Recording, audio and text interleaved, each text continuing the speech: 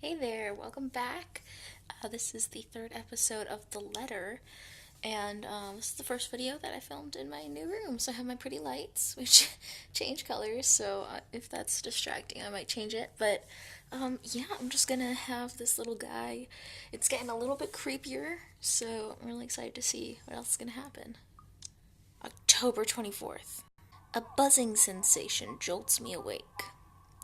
My body still wants to sleep, to forget what I heard, what I saw last night. But it's there, nudging, prodding at me. Slowly, I become aware of how awkward my position is, and the aches that accompany sleeping in a curled up position the night before. If I even slept at all. The memories are impossible to forget now that, now that Rose is gone. They say it's easier when you say it out loud. Instead, the words weigh heavier on me each time. She's gone. Gone because of me. Gone because of one letter I was too curious to look at. I should have been more careful. I should have just kept my mouth shut. I should have destroyed it before anyone else had gotten involved. I should have... The notification light on my laptop blinks incessantly, mockingly when I look at it, as if it's calling me back to a sense of normalcy. Oh god. I check it nevertheless, out of habit more than anything. To all BRC employees, in light of the recent events, there will be an all-staff emergency meeting from 1 p.m. to 2 p.m. Attendance is a must. Company changes, new hierarchy, and policies will all be discussed during the meeting. Everyone is expected to bring a copy of their own attendance logs and sales reports for the last 6 months to be submitted to your respective managers for review. We're expecting everyone's cooperation. What the hell? If this was one of those typical days, I'd happily comply and get myself to our office. Today my limbs just feel heavy. On one hand, going will keep me busy, take my mind elsewhere. On the other, the place in itself is a stark reminder of what my own fears have cost me. Well, see, that seems kind of fucked up, because in light of recent events, an employee's death is like, oh, please bring your reports for review. But I don't know, I want to go to work, so I'm curious as to what's going to happen. Moping won't get me anywhere. This is just like one of those things, isn't it? You deal with it with a smile, no matter how bad things get, and hope for the best. Although my whole body feels like lead and my limbs are sore, I push myself away from the chair and head for the shower. The letter I dropped on the floor last night flutters open as I pass by, unfolding for no one else but me to see. Every word written on it glares back at me. They sneer. They ridicule. Like living beings fully aware of what they've done. With a huff, I pick it up and shove it into my bag, perhaps with more anger and frustration than I'm used to showing. This, too, I'll deal with. Somehow, I'll find a way and make things right. I have to. Before it takes more people from me, even if I must do it on my own. Papers rustling, telephones ringing, feet shuffling. Overall, today looks like a typical working day at Briar Realty Corporation. Except it isn't. The air is thick with tension and unspoken questions. No doubt everyone present has already heard about Rose. If they missed last night's report, they'd likely see it in the morning news, in the papers, or on various news sites on the internet. Everywhere is a bitter reminder. In fact, everyone's giving me a wide berth, as though the mere mention of Rose would be enough to trigger something in me. It's appreciated, but it only serves to create a bigger hole in the place Rose has left. After lunch, my boss calls for a meeting. I don't have to look up for my work to know what it is about. He's in a strange, pensive mood today, probably out of respect for a dead colleague. Oddly, I'd appreciate it more if he just shouted at me today. Anything is better. I'm sure you've all heard of what happened to Miss Cooper. She was a valued member of our team and she will be missed. There's no date for a funeral, yet, but those who wish to attend, kindly speak with your respective supervisors. By the way, has anyone heard about our still AWOL staff? You know, I don't really like that. It's like, oh, she was a valued member and she will be missed. She died. She was murdered. In her home. In like a really creepy way. I don't know. I don't know how else he would have handled it realistically, but I don't like this guy. I don't like him at all. None? HR, you know what to do. You know what to do. Santos, a word? In my office? I'm in trouble. At the end of it, I've been given the entirety of Rose's workload, including finalizing the rights papers, and have been promised an ample compensation for my efforts. Okay, well, at least she's getting paid pretty well. I think he's expecting me to be happy about it. Instead, I immerse myself in my work.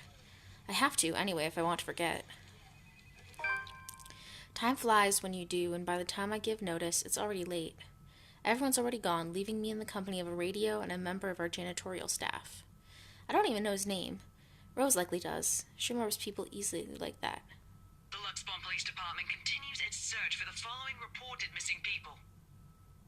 The radio blares one name after another. Hold on a second. Missing? Aren't they? Still, I have to check. Frantic, I turn back to my desktop. The loud tapping of my fingers against the keys fills the office for the better part of my shift as I look through everything. The background about the place is history from the current owners and list of employees hired under BRC. And I'm right. Of course I am. BRC may have a lot of staff, they may have a lot of agents hired, but I'd remember those names anywhere. After all, they're also part of the crew who worked with us in preparing the mansion for the open house. Then the letters... No, that can't be. I hope it's not what I'm thinking. But Rose is...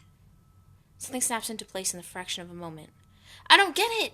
These people, Rose, the letter... I need to... No. If it's like this, they still won't believe me. I have to make sure of it first. Am I dumb? I don't know. Evidence doesn't lie. That's what Ash often says, right? If I have proof, then maybe... I don't want to get my hopes up yet, but maybe there's still a way I can save them. The letter, my phone, papers, anything that will be useful. I grab all of them and stuff them in my bag. I can't stay here. There's something I need to do. There's something those people should... The noise cuts sharply through the room, stopping my hand short of cramming a pen into my bag. Hello? Anyone there? Someone must have left their printer open again. I may be in a hurry, but if I don't turn it off, another person is certainly going to have a fit tomorrow over wasted company resources. Most of the time, it's Rose who does the nagging, but... The clicking of my pen in my hand is welcome distraction as I search for this said object.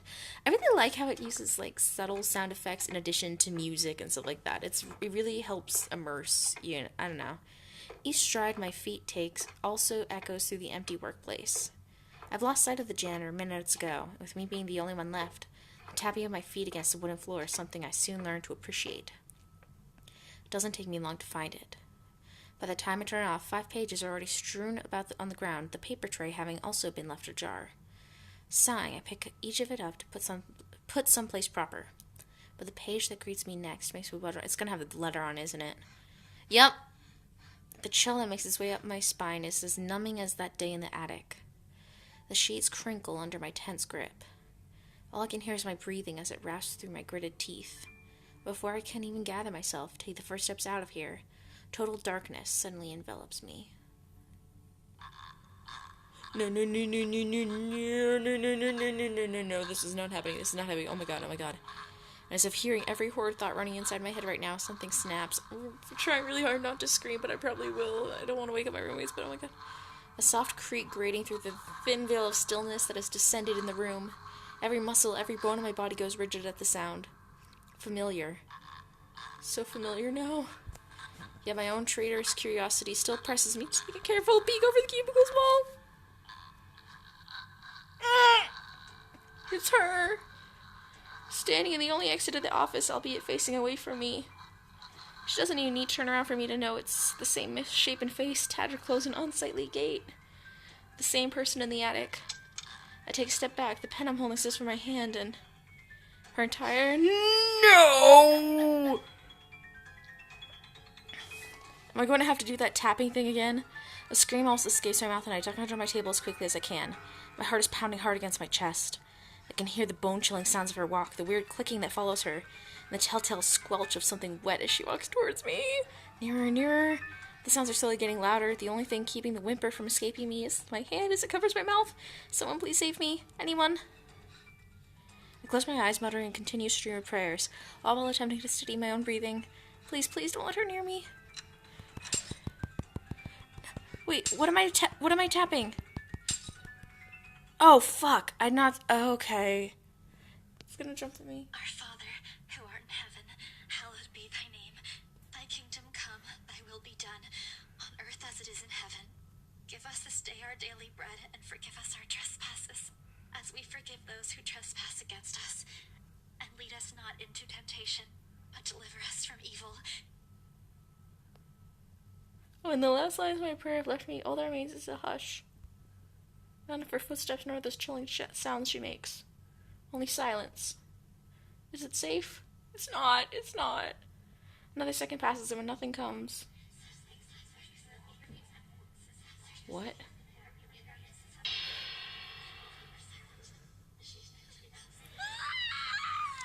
Jesus. Okay, I get it now. I think I got it. The seconds, minutes stretch out before me agonizingly. Is she gone? Slowly, I open my eyes to take a peek. I don't dare move or make a noise. In the face of such terror, I can only beg, let out silent pleas to whoever is out there. Please don't let her notice. I want to live. It's worse when she's, like, animated. Okay, guys, so, what happened was, I got to a screen, so apparently that was the end of the first chapter, and you have to buy the rest of the chapters. But it was a really reasonable price, and it was 20% off, so I was like, hey, I bought them. So altogether, I think there's like 7 chapters altogether, and they're $2.99 each, or you could buy all of them at once for like $14. So I thought that was a pretty reasonable deal. And so I went ahead and bought them, and I know not everybody has, that's kind of a big expense for a mobile game, but I'm really enjoying this story so far, and I really want to see what happens. So, I really, so far the writing's been kind of but the art's really cool, the story's really intriguing, and I really want to see what happens. So, this will probably be one of those series where we're in it for the long haul, because I've already made 2.5 episodes of, like, just the first chapter. But, so, let's see how it goes from here. Okay, continue. When we last left our heroine, she was cowering under a desk from...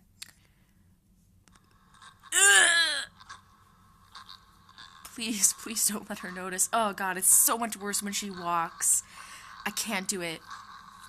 I want to live.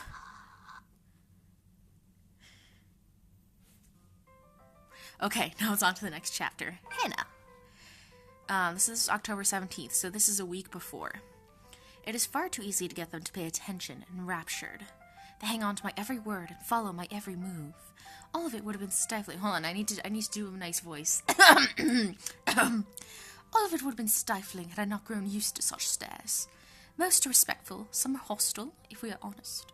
And a few are downright inappropriate. After all, I am. Hanna, right! There's a moment of agitation as a familiar but less than welcome face approaches me with a suggestive smirk on his face. Of course, I have to keep a benevolent smile and greet him as I greet any good friend. After all, this man can turn heads, being famous in his own right. Officer Lee! What a pleasant surprise. I didn't think you'd have the time to attend tonight's party. He is more Luke's friend than mine, really, and I'm quite sure I only invited his wife. Much like I am only friends with the Chief Inspector because of Luke, Luke is only friends with Rochelle because of me.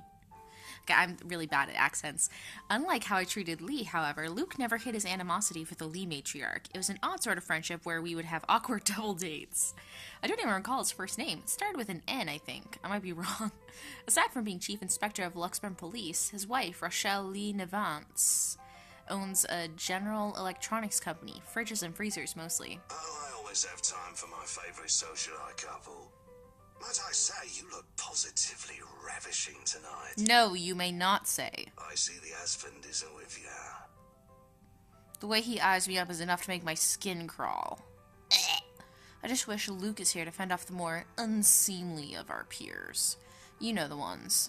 Men who are just a bit too friendly, staring too long at my assets and getting close just because my husband is not here. And to think they have the gall to do this at my own party. In my own house, if I might add. It's a nice house. But like any high society woman worth her salt, I know how to handle it with grace and dignity. I suppose you are looking pleasant as well. Luke's busy with work, unfortunately. I suppose. Rochelle isn't here? A shame. I do hope he isn't causing you much trouble. That husband of yours can be a bit tough sometimes, acting like he's still some young bachelor. The wife sends her regards and her apologies, but something came up with a doctor and she needed to attend to it. You know her being pregnant and all. Your wife is pregnant and you're flirting with me? We make small talk. We make small talk. Rather, I'm forced to do so, as he would not leave my side after finding his place there. Much to my chagrin, I've been extricated from the few who flock in hopes of flattering, for I can tolerate them far better than Lee. He's a nice enough person. I adore his wife, who's obviously the brains behind the two. But there is something unsettling about him. I do not trust him as much as I want to. He has a weird face. His face is very...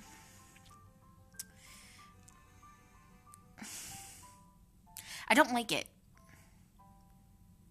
He regales to me the tales of the Luxburn Police Department, a different affair to the usual gossip I am privy to, and though I loathe to admit, is interesting nonetheless. I expect the topic of business to die out quickly, which would be understandable enough due to the confidential nature of his work. But oh boy, was I wrong. So, wearing civvies, I steal and drive off with one of the police mobiles, right? In the mirror, I see the lieutenant chasing on foot and screaming about theft. The look on his face was priceless when I parked it in the garage. The garage? What the fuck? Oh my. You made him chase you all the way home for a prank. What did Rochelle have to say about that?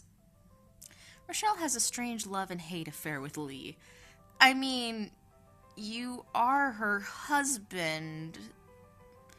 He's a married man who did not grow up past his early 20s, judging by the way he acts. Surprisingly enough, they've been married for a good 20 years. A lifetime if you compare it to my marriage of 7 years with Luke. I, on the other hand, well, Luke is no Lee. I should be happy about that, I suppose. Although my darling did have his moments. The wife pulled my ear and gave me a good talking to, though. Besides, we live in a flat a block away, so it wasn't much of a grand chase. Weren't you living in a house near the countryside? Moved for work, you know. Or you probably don't. No, I don't. But a flat in downtown. I suppose if that's what you like. No, it's horrid. Hate that tiny place, no matter how convenient it can be for work. 55 square yards are not enough when you need to get away from the wife.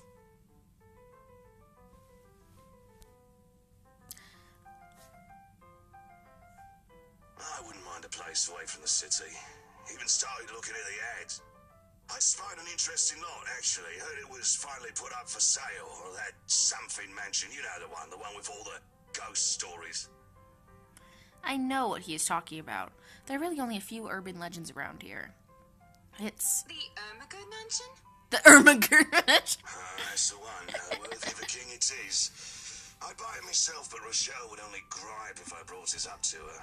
Not to mention all the expenses. A place like that will be a real fixer-upper. You also have to find someone willing to work there with how superstitious people can be. If it becomes a problem, just hire someone to do an exorcism. Actually, I do know of someone who could be up to the task. You remember the Ludgates party at their Christchurch summer residence? Of course. It was an excellent soiree. Excellent So soiree. classy too. Such good taste. I really like... I don't know, it really intrigues me just the difference in art style between the little avatars and the characters, like, talking in the scene. I don't know, I really like the art in this. It's very creative. Oh, that place was a pigsty until they hired out this interior designer and they turned it into a bloody palace. She worked for the Exodus for their apartment in Soho too, and they recommended her when we were looking up pieces for our beach house in Porto Colom. I think I have a business card, right? No, I must have left it in my other jacket. Anyway, she's called, what's her name? Marianne, I believe, yes.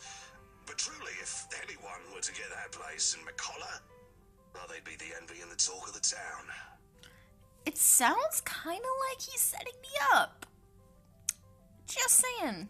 Well, if you put it that way, I might just snatch it up for myself. This place was starting to feel a bit small lately anyway.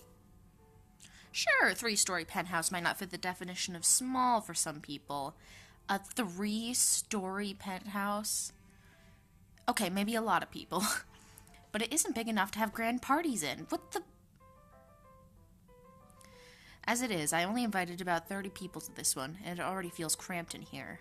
It certainly would be nice if I didn't have to ride in an elevator up and down several floors before I can get anywhere as well. All Luke's words and not mine. Besides, I have been looking for a good anniversary gift. Luke might like this one. Where is he anyway? October 21st, Friday. Luke is dressed to the nines, as he usually is, and he looks ready for whatever the day will throw at him. His butler and valet wait at his side just in case he isn't as ready as he looks. Oh, sure, that is normal. What is confusing me is the fact that he's on his way out of the penthouse, considering we won't have anywhere to go until much later. Where are you going? I am to attend the Triad Autumn Tasting. I do believe I informed you of this 2 weeks ago.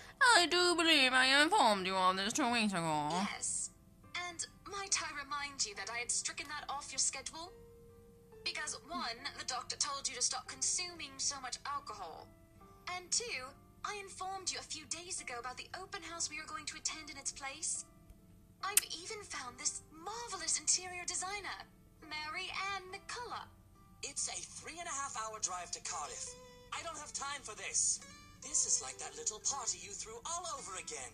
You don't inform me of it, and you expect me to stay and be a gracious host when I have business elsewhere. You know how I operate, Hanna. Unless this was penciled in, I am sticking to my schedule. If I may intrude, the madam is correct. Your physician did insist you moderate your drinking, unless you wish to incur acute pancreatitis. And you did have this open house penciled in last Wednesday morning. Bollocks, I don't remember doing so. Well, you did. While very hungover, in fact. He did. Moaned about me being too loud, but gave in after some pushing. Perhaps it was a bit too cruel and manipulative of me, but... Whose side are you on? Come on, Luke. You promised we'd do whatever I want this weekend. Gordon Bennett, fine. I am giving this house tour of yours a chance. But if it proves to be a waste of time, I am going to Cardiff, and you are going to take a cab home. Are we clear?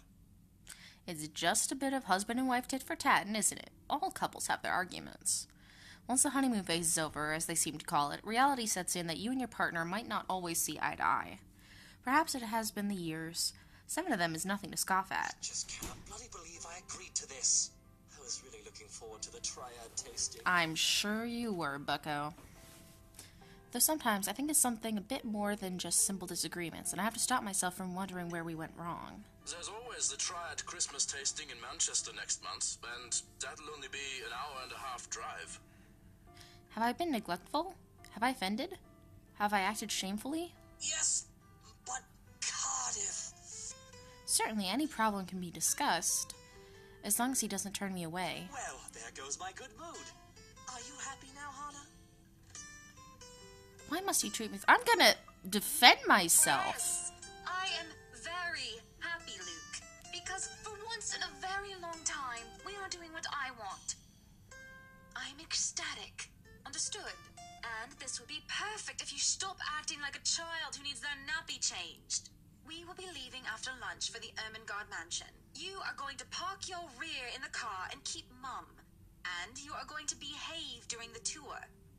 Needless to say, Luke looks a bit shocked at my little outburst.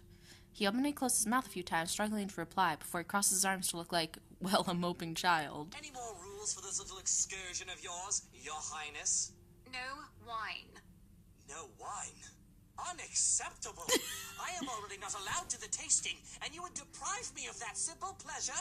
If I see you take one sip today, I will put the stocks under lock and key. Do you understand me? Don't forget the bottles he keeps in his dresser. Whose side are you on? How many times in one day can you ask that? Times as I need you, traitor. Oh my god.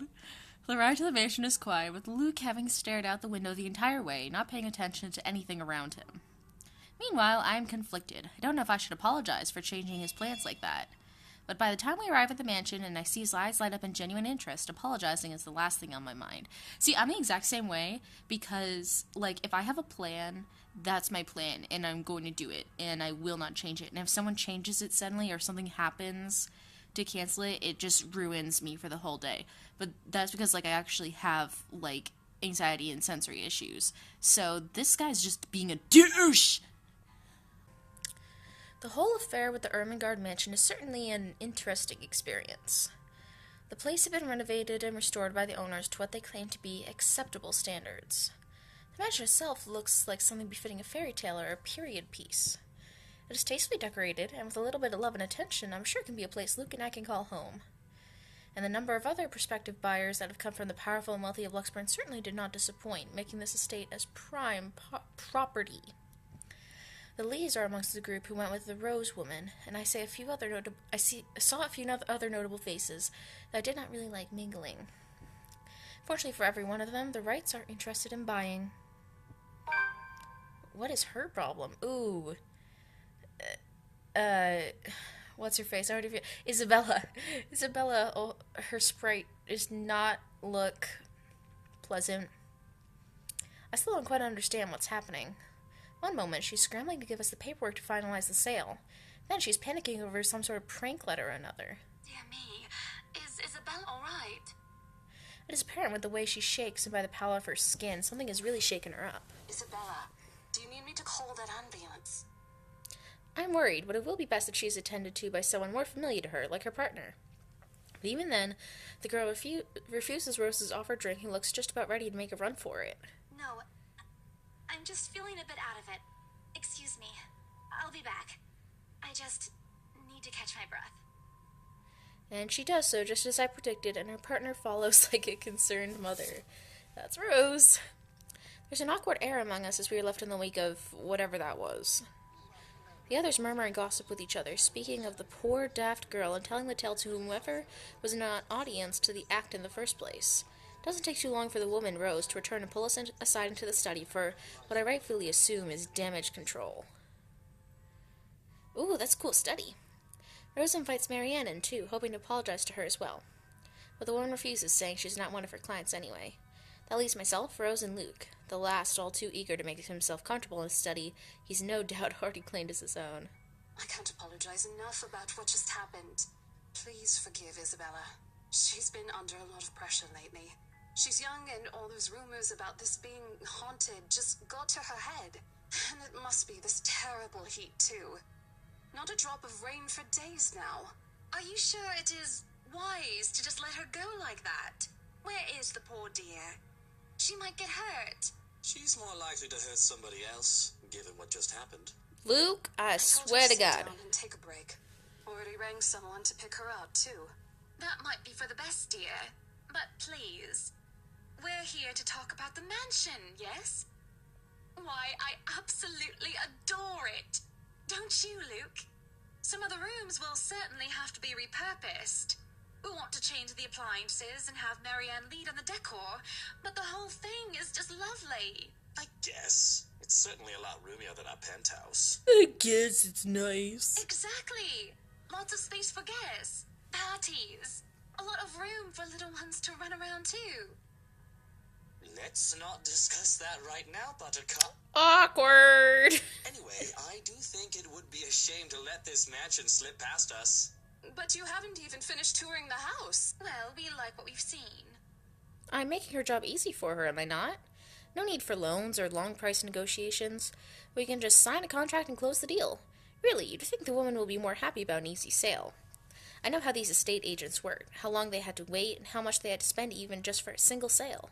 Why, she should be jumping for joy by now. I'm sure the commission on this mansion is nothing to sneeze at, even if she has to split it with the Isabel girl. Do you think we could have horses here? Yes, those do sound nice, love. Anyway, if anyone else is interested in buying this property, I assure you that I'm able and willing to give a better offer. A vineyard would be nice. Or maybe, And we do reward our people quite generously, Rose. So, if I were you, I would start on that paperwork. helicopter pad. I pause. And there's a small moment of complete silence where Rose and I just stare incredulously at Luke. It's...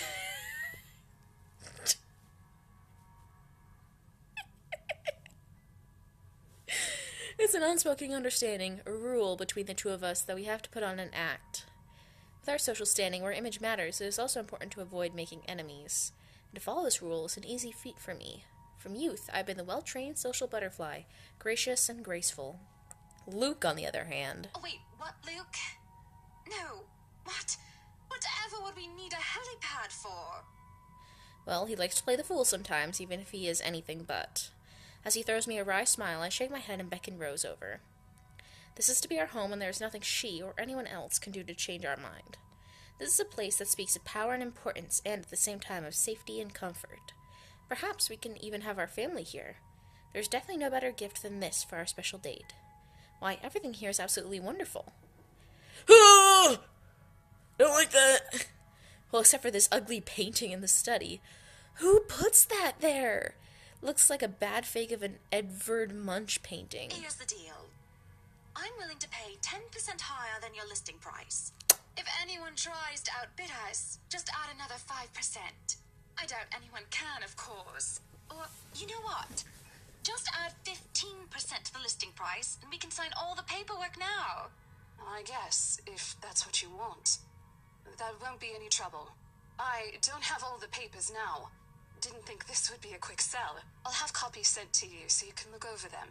And if you'd still like to finish the rest of the tour with Isabella's group, you're more than welcome to. No, I think we're good here. We'd appreciate a private tour of the place a lot more, I think.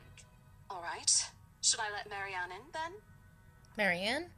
Oh, right, she's been waiting outside the study this whole time, hasn't she? I'll need to have a little chat with her to move this little mansion project forward. Please do.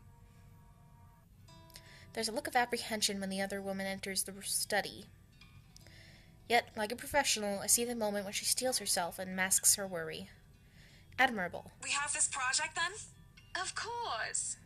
Will you be needing anything from us? Having the floor plans would be a great start, just so that I can look at them beforehand. And if you could tell me when you're available for a meeting so that I can include it in my calendar? Oh, is a meeting really all that necessary, Marianne? I guess we can send Johans to help you out. You two can start by getting rid of this ugly painting. A hush falls upon the room at my request. What painting? And lo and behold, the painting is gone! In its place, a mirror stands, which leaves me to look at my own confused expression. Odd. Well, no matter. Back to the topic at hand. Marianne, dear, we are simply far too busy to meet up. Or perhaps maybe I should question the need for a meeting. This isn't the first estate we've acquired, of course. We've bought plenty of others, from penthouses in Luxburn to vacation and townhouses in nearby cities. It is, however, the first time the interior designer has asked for a meeting with me. Normally, I just let them do as they please and hope for the best. I found that they rather liked the creative freedom it lent them. They all bragged about it. Hanna Wright is living in a house I designed. I can make time, but I'm sure you're more than capable enough to work on your own, yes? Surely I would just get in the way and you can do things faster and more efficiently without my input. Because, no offense, if you're one of those workers who need constant supervision and hand-holding, you might as well tell me no so that I can look for another interior designer to work with. Surely this one will feel the same. Yes. I am capable of working without any design input and without supervision, Mrs. Wright. But it'd be entirely different if I know what you two would want for this home, how each room is meant to be used. You have to consider what sort of color palette you would want, at the very least. Do consider that this will be your home and not mine. None of those houses ever did feel like a home. You won't give me a choice in the matter, will you? What? No. You do have a choice, and... No. You've clearly made up your mind that we must meet. All right. Monday. 10 o'clock sharp. We'll see you then. I have a doctor's appointment at Monday at 10. Actually, Marianne suggested that we meet at 9, but who's even awake at that unholy hour? I was lucky enough to wake up this morning before Luke went all the way to Cardiff. Jesus. We say our goodbyes, shake hands, and make it clear without outright saying it that we now own this house. By the time we left the mansion grounds, sunset was almost upon us. So, you really want to buy this place, then? That's a bit of a big impulse buy, even coming from you. Not that I'm complaining. What's that supposed to mean? I feel elation when I hear those words from him. It's not every day one is able to please someone like Luke. He gives away false flattery to sway those who starve for his attention and approval. But in the privacy of closed doors, he would often express his grievances. He neither censored himself in front of me, nor spared me from his criticism. You have been saying the penthouse was getting a bit too small for you. Happy anniversary. Oh. That time of the year already. He forgot about it last year, too. I understand that he's a busy man, but... Is that why you want to buy it? Yes. You don't like it? I do, but I remember you used to talk about how you want to live next to the beach. Botany Bay, Kent. I remember the sea, water that stretched on for miles and miles, as far as the eyes can see. As a kid, I loved our beach trips, swimming all day as much as I could. I was a well-behaved child, and the only time I was ever truly difficult was when I refused to get out of the waters, even when my fingers had gone all wrinkly. And even when they managed to pull me out of the water, there's always sandcastles. The day before we married, I told Luke that I wanted a house on a beach and a dog, and a kid or two. None of those came true 7 years later. That was a childish dream. Living next to the beach is so impractical if you really think about it. I don't know. It's not a bad thought to see you in a bathing suit every day. Maybe another time, love. We still have forever, don't we? That's true. He says nothing, only grabbing my hand and holding it tight as we spend the rest of the ride home in silence. I miss the sea. Me too. Even though I live, literally on a peninsula in the, stretching out to the Atlantic Ocean, and whereas, I grew up at least an hour away from the nearest coast, I feel like I go to the beach less since I moved to Charleston than, before in my life. Sick and hovering over the loo at 3 a.m, the picture I paint right now is hardly glamorous. A horribly fishy taste is left in my mouth as I throw up what I had for dinner, and I hate the acrid stench that fills the lavatory. She's pregnant. The burning sensation at the back of my throat is of no help whatsoever. I can feel another wave of nausea come up on me when the door opens. Hanna, what are you doing so early out of bed? I'm fine, love. I must have just eaten something bad. That's all I managed to say before vomiting again into the porcelain throne. Lovely. Just go back to bed, Luke. I'm going to clean up here. I refuse to look at him. I don't want him to see me like this. The last time I've had a horrible morning retching into a toilet was during my college years, being the life of the party. Of course she was. Thoughtless and shameless, I had thrown away months to frivolous merriment and pointless hookups. I didn't even retain any of the connections I had made from that time. Sure, they still know me, and I still know them, and we still do business from time to time, but I've lost touch with anyone who I didn't see on a daily basis. I hardly have any of the friends I had when I was still Hannah Evans. Teachers, fellow university students, drinking buddies, and old conquests like Jack. No, don't touch me, sweetie. It's disgusting. I'm disgusting. Luke sits down next to me on the toilet floor to hold my hair even as I cough up more fish. Aww. He wipes the vomit from the corner of my mouth and just stares. Do I need to fire someone? I don't feel sick. That's actually kind of sweet. Just feeling a bit under the weather, dear. It's been unbearably hot as of late, hasn't it? I do wish it would rain. Are you sure it wasn't those sweets? I told you not to eat those sweets. Maybe. Well, don't laugh. Well, I can't help if you make that sort of face. He starts chuckling, and soon enough, he's in a fit of laughter. This scene happening next to a loo filled with sick just makes the whole thing bizarre. Nearly makes me start giggling as well. I try to stifle it, though, as I smack him on the shoulder. I'm not making a face, Luke. Stop laughing. Shut up. When he would not stop laughing, I let myself go as laughter bubbles from my own throat, and I forget whatever ill feelings plagued me. We were just husband and wife, laughing together at a funny face, the little things in life. I let myself go because I know that these moments will not last forever. But if I just know the terrible things that are to come for us, I would have wished with everything I have then and there that the laughter stayed.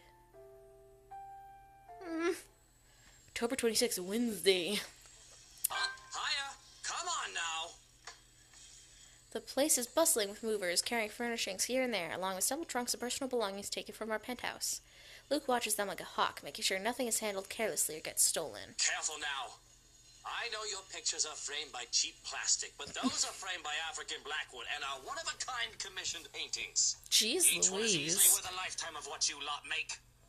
Luke, do the dishwashers go into the kitchen or the butler's pantry? Pantry, Buttercup. Careful, that's Emma. No, you there, put that down. You do not manhandle a Napoleon Abueva. I can see the exasperation, and I have to send the foreman an apologetic glance. Even Johannes rolls his eyes as he goes by. Considering Luke is always like this during a project, Johannes and I have gotten used to it. Poor Marianne, on the other hand, looks a bit stressed at seeing the gigantic mess, before quickly going back to work. Everything just has to be perfect, exactly the way he wants it. One little thing out of place, one little thing that didn't fit the image he clearly constructed in his head, and Luke gets bent out of shape. Sweetie, why don't we go and sort your suits upstairs? Let your Hans and Marianne and the foreman deal with the rest of the work. Yes, please do go before a blood vessel bursts. Bloodstains are so troublesome to clean. Ain't that the truth? Taking him by the hand, I lead him upstairs into our bedroom. Oh, this place has been arranged first so that we can get some rest, no matter what state the rest of the mansion is in. Yeah, some rest. I'm definitely glad I can just lie down on a soft, comfy bed after what has been a busy morning. Watching Luke act like his life depended on getting this move done is tiring all on its own. And to think I have a whole day of this ahead of me. I feel the bed dip beside me as Luke sits down with a sigh. Well, I can't wait for this to be over. I don't know. It's fun seeing you all fired up. Here at home and not at work, you know. You know I can't always be home, Hanna. I have a company to run, unless you've forgotten. I haven't forgotten.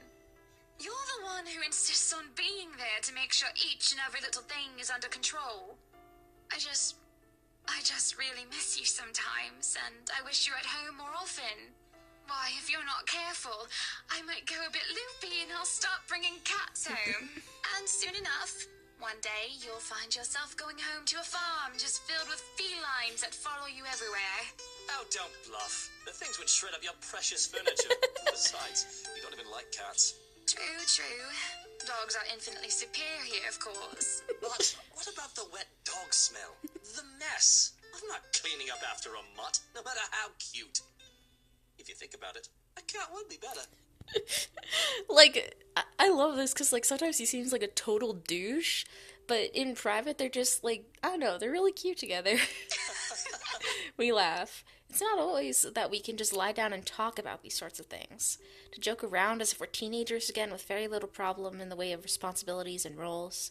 To hear his genuine, honest-to-goodness laughter is a rarity. This is just the second time, as of late, and I can only see it as signs of good things to come. All good points. I guess we could just have kids. That is, if you prefer dealing with soiled nappies and sick as opposed to dead birds, mice, and litter boxes. I've already told Marianne about turning the second bedroom into a children's room.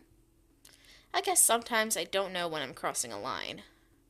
I didn't say that I'm a good comedian, did I? Not this again. What? I wasn't being serious. It's not something you take the piss out of. Having a kid is a big responsibility, Hanna. Oh, don't talk down to me, you sniveling prick. We've talked about this, haven't we? I'm not ready to be a parent. I'd probably end up killing the little brat by the week's end.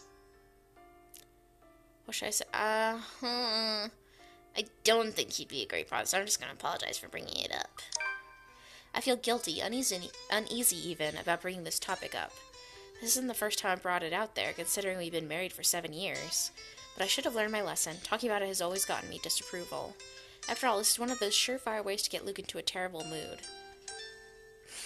I'm sorry, but I do think you... Don't finish that sentence, Hanna. Just don't. We know how this discussion ends. Let's not fight over what-ifs and if-onlys. But what if we are going to have a family, Luke? What then? I just told you. No what-ifs. We won't talk about it until you're ready. Let's not talk about it then. Ever. The silence that follows is stifling. I avert my gaze from him, favoring the view of our four-poster bed, overseeing his embittered expression. Just thinking of how insensitive I am for bringing it up makes me feel sick to my stomach. You're not insensitive for that. You meant it as a joke. He's being a prick about it. We stay still. Neither of us dare make the first move to leave. Until a crash from downstairs cuts through the tension. Oh, bloody hell. What is it now? I can't get away for 10 minutes without someone mucking something up. That better not be what I think it is. I know it's only an 8 million yen bars, but I swear,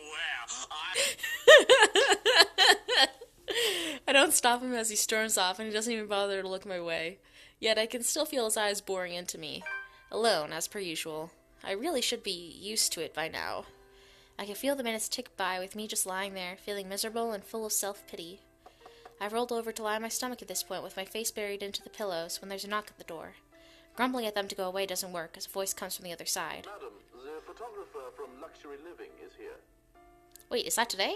Oh, yes. People had caught wind of our new mansion the very moment we left the open house. Luke had boasted he could acquire the property in no time and allowed a photo shoot for an interior design magazine to be scheduled today. Well, there were complications. It took longer than it usually does for us. In a minute, Hansi. Hansi. If you could at least make it through the end. Tell them I'll be right down, Hansi. The mansion grounds has been one of the first things to be fixed up, aside from the bedroom. Although it's still a work in progress, it had a promising start, and I can already see the flower patches. Luke's favored daffodils stand out easily, having been transplanted from the pots that used to litter the rooftop of our penthouse. Why, if the moving crew thought that Luke was being hard on them, they clearly didn't see the landscaper on his way out. The man looks like he was ready to faint, and Luke seemed ready to kill him by the end of their discussion. It is in the gardens that I see him standing near the flowers in quiet admiration. He is hard to miss, the hulk of a man that clearly did not belong, and the big backpack and suitcase he has with him makes him look much larger. It is a peculiar sight, seeing someone who looks like he does handling little, delicate things. It is a peculiar sight, seeing someone who looks like he does, handling little, delicate things with such care. He looks up from the gardens, he does a double take before a friendly face replaces his serene expression. Miss Wright, yeah? Hi, Zachary Steele here from Luxury Living, ma'am. Hope you weren't waiting too long. But it looks like you're still moving in, huh? Thought for a second there my calendar was wrong and I came here too early. You look familiar. Have we met? I have a very wide social circle, so everyone looks familiar at one point or another. But one would think I'd remember someone who stands out like him. The struggle to recall must have been evident on my face, as he quickly and kindly answers my question. Oh, I was with Isabella, your estate agent, when she had the house blessed. Okay, so this takes place after... Okay, I see. Oh, yes, that's right. Small world, isn't it? Should have known you were Miss Wright. The one and only. Welcome, welcome to Maison de Wright. And yes, we've been in the process of moving in as we were delayed. But it won't be a problem. They're just adding a few things here and there, and you should still be able to do your work. Where's the rest of your crew then, Mr. Steele? Zach is fine, please. Mr. Steele makes me feel like I'm a mascot for a cleaning product. Anyway, I'll be your one-man crew for today. Don't worry, been doing this gig for a while now. You must be quite the veteran to handle this on your own. We've had a full crew coming into our penthouse the last time we were covered in your magazine. Veteran? Oh, your words are too kind, Miss Wright. Hanna, if I get to call you Zach, you have my permission to call me Hanna. Alrighty then. Anyway, I'm no veteran, but I know my camera well enough to make sure this is a good shoot. You can trust me on that, Miss Hanna. Zachary approves quickly enough that I can in fact trust him, his skills with the camera and experience in this industry at the very least. He is kind and courteous, listening and following as I lead him around the house. A really nice fellow, and he treats our household staff well whenever we cross paths with them. I answer his questions to the best of my ability, and he is patient enough to answer mine whenever I get curious enough. For one, I ask what the bags are for. They are quite the magician's toolkit. From inside, he had procured several items to embellish the interior with. Bowls of fruits, lemons, trays with pepper mills, stacks of cookbooks, cutting boards, and glass canters filled with colorful nuts and grains are brought in for a kitchen setting. For the bathroom, there are white towels, seashells, and decorative soaps. There are other things as well, too numerous to count, all in that large backpack and suitcase. Tricks of the trade. Softens up a room, makes a place feel more homey, and fills it up with texture. But, like, if all the pictures of all the kitchens in the magazine have the exact same props, I feel like people will get suspicious after a while. But you guys probably have better stuff I can use for this. No lights. Don't tell me all of these are just props. Well, I've got my tripod here. For things like these, natural light is best. I'll just have to set the shutter speed to a real slow setting, and as long as nobody steps into the shot, it'll look great. Oh, it better. We go through the rooms one at a time, although we first tackle the ones that the movers have no business in anymore. Ooh, pretty! The ballroom needs a little preparation with its grand design, or needs little preparation, although there is some trouble at first with the wide open space and the pictures being backlit. It is in the kitchen that Zachary's props come in handy, considering how Johann's kept the place so neat and sterile, one could practically eat off the floor. We carry on, touring the house and taking pictures where we can, with exception to the rooms which have yet to gain any purpose or design. Too bad I can't take a sneak peek at his photos yet. Funnily enough, he is using a traditional camera. I didn't even know film still existed. With the way he speaks, however, I can see that he knows enough about his craft that I'm not too worried about botched photographs. She seems like a nice lady. I imagine photography must be cathartic for him, judging by how at ease he looks while taking pictures. There are small snippets of conversation in between the clicking of the camera. He even goes far to talk about these terminologies like shutter speeds and aperture when I ask about the technical aspects. I can't quite see the picture as it is made, much like when I watch artists paint on their canvas. But just watching someone passionately practicing their craft such as this is exciting in its own way. Going through the many rooms has been quite the exercise for the both of us. Aww. Despite that, he has been so nice, and I find myself putting on my best smile. But it is as we're taking pictures in the foyer that everything comes to a standstill for a moment. Just a moment. And had I not been paying attention, I wouldn't have even noticed. It's merely a split second when Zachary's rhythm is put to a halt. His finger doesn't move to release the shutter. Oh my god, that's creepy. Yet he also doesn't pull the camera away from his face, gaze still firmly fixed through the viewfinder. His hands shake and there's a light sheen of sweat on his forehead. Zachary? No response. Zach, is something the matter? Lowering his camera, he blinks and stares at something behind me before shaking his head. Turning around, though, I see nothing that could have gotten his attention. Oh, no, there's nothing wrong. I just remembered something, that's all. Let's get back to the pictures. Can you move a bit more to the left, yeah? I struggled to respond this time. There's a sudden weight on my back and an indescribable tightness around my throat. Everything stops. And everything starts again as I manage to choke out. If you're sure. I don't know what just happened. It was probably just a dizzy spell. I'm fine. And he said he's fine. We continue at the same pace as before, although there's an unspoken agreement that we will not talk about what happened. So, is this a full-time job for you then? Nah, I just freelance mostly, for magazines, newspapers, and events. So you can't really call it a full-time job. It's fun and it puts food on the table, but it's not what I really want to do. At least, not all the time. What is it that you want to do then? Maybe I've been out of line sticking my nose into other people's business, but I can't help but ask. I regret doing so as I see his shoulders slump and the easygoing air he has fades away. He looks torn over whether he wants to talk about it or not. Films. Documentaries mostly. But cinematography is a lot more difficult than photography, right? You're so talented, Zach. I was working on this thing, actually. What thing? Well, it wasn't really a big thing. People didn't like It Blue was. Fancy very much. People don't like a film about colors. I suppose they would have liked Blue Bibby a lot more. Very funny. So, Grand Director, do you want to tell me what Blue Fancy is all about? I don't know French, but I'm gonna go with it. He hesitates. When I refuse to budge on the matter, he gives in and spills it all out. Bleu foncé. Le plus I don't. Dark. Oh, okay. Now it says it. Dark blue, the darkest hours of the Black British. He speaks with passion of one who has gone through the very matter he is concerned with. There is conviction, knowledge, and experience in his speech. Why, I would have told him that he's an amazing speaker if only he wasn't so engrossed listening. Prejudice and discrimination in schools and in the workplace. Lesser chances for opportunity and higher chances of being treated like a criminal. He spoke of blacks and people of color in general still being treated like second-class citizens, all because of the color of their skin. It is all just positively riveting. And sad. It comes to a point wherein he soon loses steam. He looks abashed, realizing what he has just done. Sorry, I just got so carried away and... It's fine. It is really so fascinating to watch people talk about their passion, after all. You should see how your eyes light up when you speak so fiercely. I love it when people talk about things they're passionate about. It makes me really happy. You do have very beautiful eyes. Uh-huh. Thanks. I want to say that I understand where he's coming from, but I really don't, do I? I was born with a silver spoon in my mouth, and I've lived a charmed life. It hasn't been perfect, but the difficulties I've been through pale in comparison to what others experience on a daily basis. I certainly don't know how I would have fared if it were any different.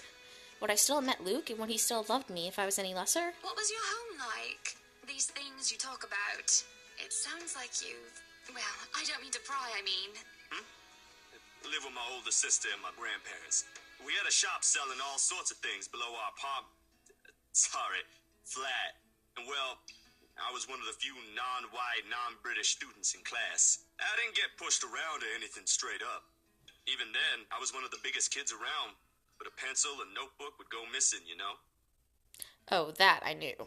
Children can be so cruel at times. Of course, it may be a slightly different story when you have personal guards, and the stolen item is not a pencil, but an expensive heirloom. So what about you? How you liking your new house? It's pretty impressive. It's nice, I suppose. You suppose? Not big enough? What? No, oh, don't be a bully. It's just that. I understand if you don't want to talk about it. I was a little girl, all dolled up and treated like fragile porcelain, with nursemaids waiting at me hand and foot. All the material possessions anyone could ever want, I could ask for on a whim, and it would be handed to me just like that. But I barely saw my parents.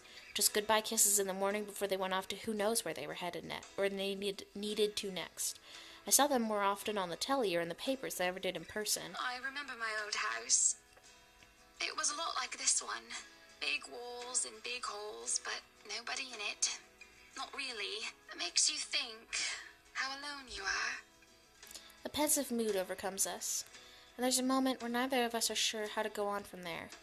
Things have gotten a bit too personal, yet it isn't wholly uncomfortable, like as if we've been friends before. Well, that's normal, ain't it? You just moved here. You'll make home out of it yet. He certainly makes it easy to believe that. My childhood house is indeed a lot like this one, just as large and extravagant, and just as empty. I hope he's right. So, Monsieur le Photographe, you've covered the one and only Ermengarde mansion. What's next on the agenda? The interview? Boring. It's an interior design and housing magazine. And they want to know what Miss Wright has to say about her interior design and house. Hanna Wright thinks she bought a magnificent house that she can certainly brag about. Blah, blah. Boring. You know what they should print more of? I watched an interesting documentary the other day. Bleu Foncé, the darkest hours of the Black British. I recommend you watch it. Those are the things that people should know about. What do they care if I use a purple or green bowl of fruit in my kitchen? People, right? Oui. People are shite. What do you think? Do I look good with this angle? I strike a pose while he's being busy, looking taken aback for a moment, probably not expecting me to just go and say such a crass word. But he recovers quickly, and after snapping a few shots, he grins. Yeah, vous êtes belle. You want copies of these ones? Yes, please. So, the big boy knows French. You must have wooed a few ladies. Unless you're into gents. You know, it's I like that. It's small things like that just, I don't know, it sort of shows a respect and acknowledgement. I like that. It's a small thing, but I like it. Either way, French is, after all, the language of romance. No, I don't know about quoting fancy poetry, but I've made lunch for a girl before, and they did like that fancy French cuisine. Can you cook your best? I can cook just about anything as long as I know the recipe. C'est magnifique. It has been too long since I've had a nice and proper chat with a good friend. No, Lee is certainly not a good friend. And although we've just met, Zachary is the sort who could probably befriend anyone. He's just a comfortable person to be around with. A bit too comfortable. The photo shoot went by a breeze, and somewhere along the way, as we talk and laugh, I found myself getting a bit too close without realizing. He'll give me this strange look until I back off, and I'll go back to asking questions after I agree to do his little interview. And it's just odd. Well, no. Me being friendly isn't that odd. That is how I am. Zachary is the one that's being odd. Why, anyone else would absolutely welcome the extra attention I give them. He, on the other hand, looks almost flustered about it.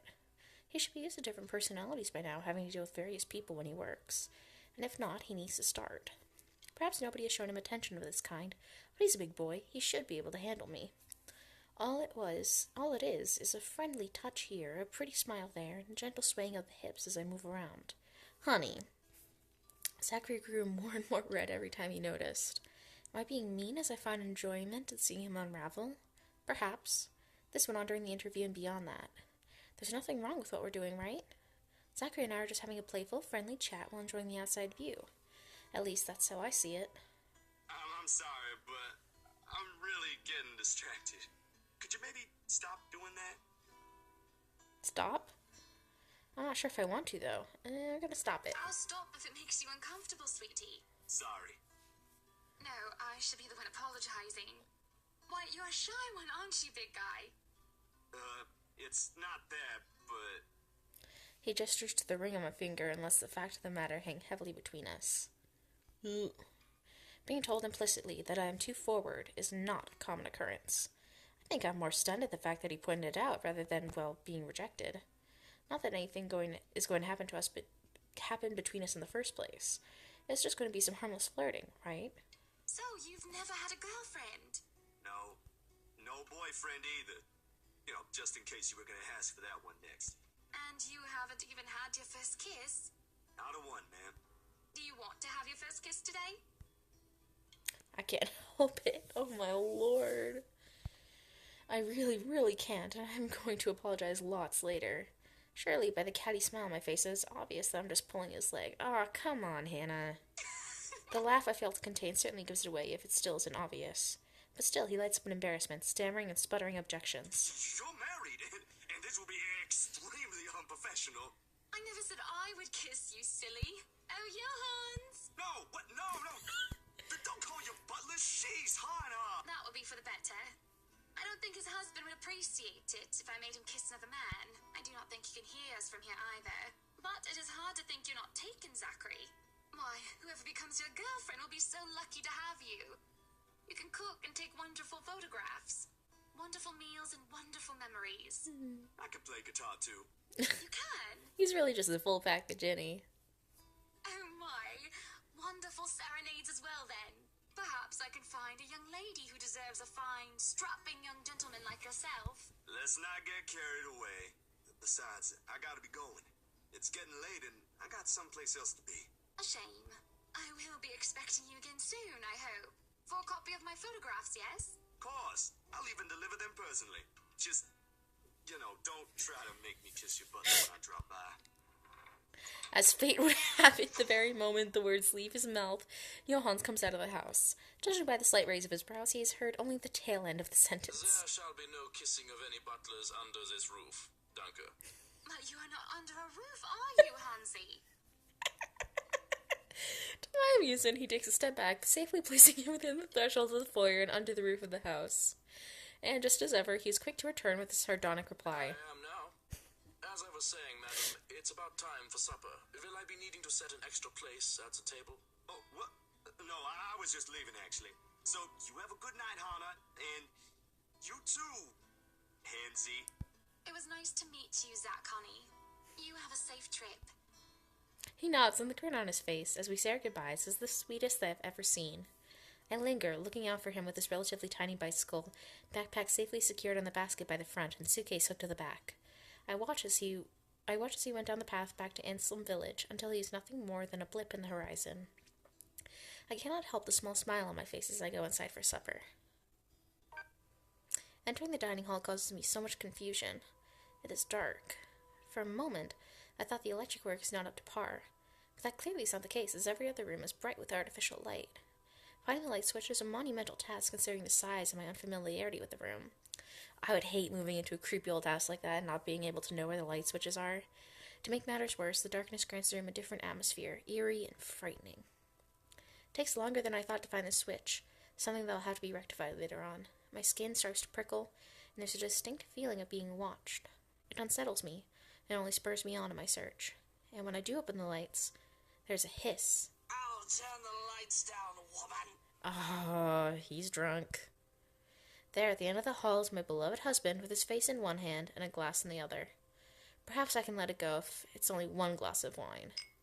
However, I can feel myself go livid after seeing the toxic green liquid gleam mockingly at me. Luke, what? Are you drinking absinthe? You know what the doctor said. Absinthe, Luke. Are you actively trying to kill yourself? Because if you are, we can just hit you with a bloody car. Honeybee, buttercup, not too loud, please. Besides, it's Lelouch, not too strong. Just hair of the dog that bit me. Helps with the hangover, dearest. You drank? When? This morning, love. Don't be mad. I just needed a few drinks, having to deal with those simpletons. And maybe I had one too much. You don't see me whinging about you leaving me to handle them on my own. I had to attend the photo shoot and interview with Luxury Living. You know that. Let's not make this about me, Luke. This is about you and your drinking problem and... Oh, I don't know, Hanna, darling. What if my drinking problem, as you like to call it, is linked to you? If we think about it that way, this discussion is about you. That was pretty mean of you, leaving me alone to do all the work like that. You can't use the interview as an excuse either, honey. I was informed the moment your little interview was done. So, what was it then, What were you doing? What's it gonna be? Should I tell him the truth or tell a little lie? I'll just say I was with Zachary. Talking with Zachary, the photographer for Luxury Living. Because he's actually nice to me and doesn't have a drinking problem. I have no reason to tell lies. It's not like I'm guilty of anything. But as Luke's expression turns, he makes me feel like I actually am to blame for something. He has no right to be jealous. I didn't do anything. It was just a little bit of flirting. And maybe that was a little bit over the line because I'm married. But if I stopped when Zach got uncomfortable, and he was just joking around, and it was totally harmless, and it's not like anything was ever going to happen anyway, and Zach was a total gentleman about it, and you're a dick. He has a way of making me laid bare with just a look. That had really struck me when we first met years ago. That giant Negro. Oh, no. Really? What fucking year is it, dude? You were having a secret meeting behind my back and it was with him? What are you implying? I'm implying nothing. I'm just worried. You know better than to trust those media types, Buttercup. He must have been really friendly to occupy your time like that. Yeah, he was. Because he wasn't drinking, and he was being very polite, and actually took interest in things that I like. But all he's looking for is his next big headline. Zach's not like that. He's a photographer for an interior design magazine. Doesn't matter. You let one little thing slip, one wrong move, and it'll blow up in the telly in the morning. You're not that important, dude. No one gives a shit. He'll go to his journalist friends to gossip and make a quick quid. His eyes were the first thing I noticed about him. They were like nature, the grass and the trees, wonderful and breathtaking. Now as I look at him, they're nothing but the same shade of green as the bloody damn drink in his hand. He was a perfect gentleman, Luke. I can't say the same for you as of recent. Excuse me again? We're talking about you, Hanna. No. I am pretty sure we were talking about you and your drinking problem, Luke, right? Hangover forgotten during the course of this little spat, the man jumps to his feet and seethes.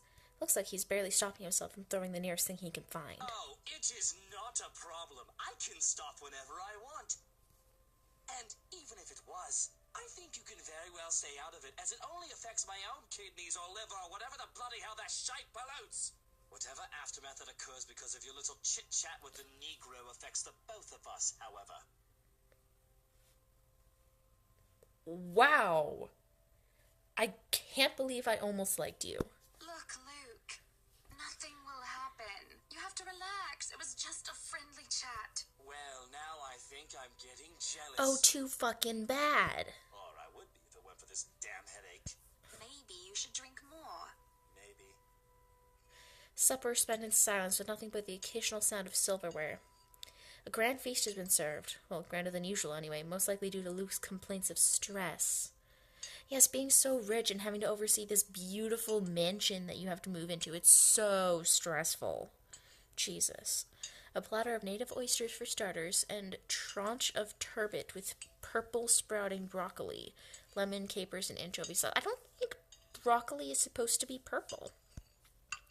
To finish it all off, black tea and golden syrup sponge pudding with custard. When our appetites are appeased and the plates are cleared away, Luke stands, kisses me goodnight, and leaves me to stare at my half-empty cup. Lonely in the lull of night, I sit in a house too big and too empty, foreign and unwelcoming. Even with its warm tone and homely decor, it feels cold. There's no need for tears, however. I know I can get through this like every other obstacle I've faced before. This is a minor setback in what I hope will be a long and happy life. To remind myself that this place is for Luke and for our future children fills me with a renewed vigor. Besides, it looks like someone is having a cry already. The wailing is far away and muffled. Oh no.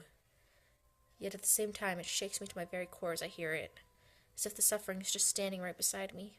Hearing it sends a chill down my spine and makes my skin prickle with goosebumps. Who is that? Curiosity sinks in as I follow the sorrowful sound into the kitchen. And into the wine cellar hatch. Oh no. Hello? Is anybody down there? I'm curious and concerned, but there's no way I'm going down into a dark and humid underground. I'm not as enthusiastic as Luke, who considers himself quite the connoisseur. I don't like that sound. However, I also cannot bring myself to go to bed with this racket going on. If it is one of the household help, they will surely need some talking. After all, this wouldn't be the first time I've gone and found one of the maids sobbing their eyes out over one thing or another. As professional as our staff are, they're still human. More often than not, it was either Johans or I who'd calm them down, who'd help them figure out how to go on about things. Fortunately, I'm not in high spirits right now, so I'm not as wholly benevolent. So I will... I'm gonna call them out. I knock 3 times. Waiting for any sort of reply yields me no results, and I've already touched the floor hatch far too many times than what I'd like. I take a deep breath before reaching out again to whoever's inside. I've learned from experience that people respond better to kindness than threats. Shouting angrily would not help in coaxing them out. You, in the cellar, do come out. We don't want Luke waking up and finding you in there, do we? That man would go ballistic thinking someone was trying to steal his precious wine. Still nothing. You can have a good cry. Just not in there, yes? Why don't you come out here and we can have a cuppa and you can tell me all about whatever it is you're bawling about? With how long I'm standing here, however, I'm starting to think myself as a fool.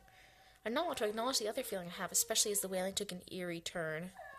The thought of being played with didn't sit too well with me, and I had to stop myself from getting too hot-headed as I tried one more time. Now you come out of there! That is an order from the lady of the house, do you hear me? Why, I ought to...